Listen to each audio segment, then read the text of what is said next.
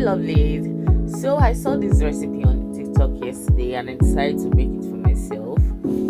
Noodles made with palm oil. I think it's called the village noodles or the local noodles. I've forgotten the name the guy called it. I'm going to look for the name. So I decided to make it for myself, guys. These noodles are nabanga. I've not made it with palm oil before, but hey, this one I made today or more. Now change of story because this is what I'm going to be cooking. I'm going to be